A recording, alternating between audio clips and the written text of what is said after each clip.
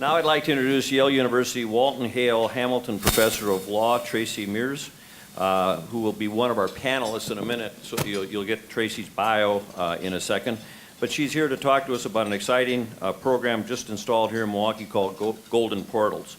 Also joining Tracey is Amar Bakshi, creator of Shared Studios, a multidisciplinary arts and design technology collective program that created the Portals project.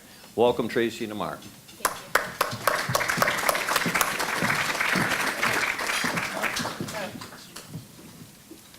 I missed the handy stairs on this side.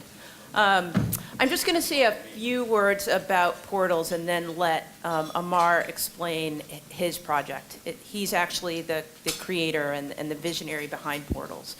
But I wanted to take a minute to talk about why we're working together. And that is, I do a great deal of research about policing and how the public thinks about the fairness of policing and how to support public trust. And one of the issues in thinking about how the public thinks about police is that from a research perspective, we have a very impoverished way of assessing those ideas. Usually, we use surveys, which are very shallow and broad and cabined by the researcher's particular questions, or we do sort of in-depth ethnographic work where a researcher will embed himself or herself in a neighborhood and actually observe how interactions happen between police and community members. But the idea of actually having a truly public conception of how police understand communities and how communities understand police has eluded us, I think, until Portals. And Amar is going to explain how it works, but basically what we're going to do is be able to connect people who live in certain areas in Milwaukee to other areas in Newark, New Jersey to start. They're going to have conversations about their own experiences with police, which we as the researchers will be able to record and analyze. And I'll probably be able to say a little bit more about that during our panel, but let me turn it over to Amar, who will explain a little bit more about just what Portals is. Thanks, Tracey. So Portals are big gold shipping containers, and on the inside they're equipped with immersive audio-video technology, so you feel like you're in the same room as someone in an identical portal somewhere else on Earth, right? So that guy waving is in Afghanistan, and that's me in New York. They're gray, they're continuous environments, and they are fully immersive. So this, for example, is a view of San Francisco from Iran. So I launched Portals in 2014, connecting Tehran and New York. The idea was people who don't normally get to chat, let's give them 20 minutes to talk about what daily life is like. It was meant to be a one-off art project, but the idea took hold, and over the past year, we've expanded to 24 different locations around the world. So they're gold portals from Havana to Kigali, all of which are being used both for one-on-one dialogues, but increasingly for educational programming, for entrepreneurs to share ideas, for people to talk about shared problems, and it's growing ever more into a global community center.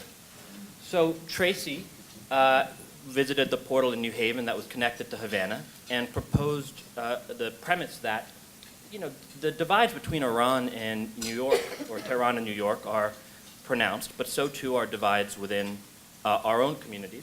And that the whole idea, which is you can call Iran as easily as you can call your mom, on Skype. But we don't tend to do it because we don't know who we're going to talk to. There's no trust. There's no physical setting for these encounters. Portals makes a moment, sort of like pen pals in the olden days, where there's something special about that form of connection. So this is the first portal pairing that we've done domestically. We're launching it on April 18th from 3 to 5 p.m. One is in the Harlem Bay area and one is in Newark. And the idea is people will go in and have 20-minute conversations around prompts such as, when you think of Ferguson, what comes to mind? Open-ended, one-on-one dialogues. And there'll also be programming around it. So that's a pretty quick overview of what this is. Those are the sites and some of the partners. And then these are some of the key dates. Tracey, do you want to say a little more about this? Sure. Or, yeah. So just to wrap, I mean, the hope is that this yields productive dialogues here and also connects Newark to a growing national dialogue on these issues, and also then to all our sites around the world so that different players can use it in whatever way they have in mind. So now that you can see what it is, I hope you see the research potential for this. Instead of having me as a survey researcher ask one individual what he or she thinks about police, we'll actually be able to create a real public dialogue, because you all know that as you think about what's going on in your communities and how communities form these opinions, it's never a person in their own mind thinking about it. It's always interactive. And so the value of portals is that we will capture the interaction that people have and then be able to leverage that for further research and policy formation. So thank you, and that's it.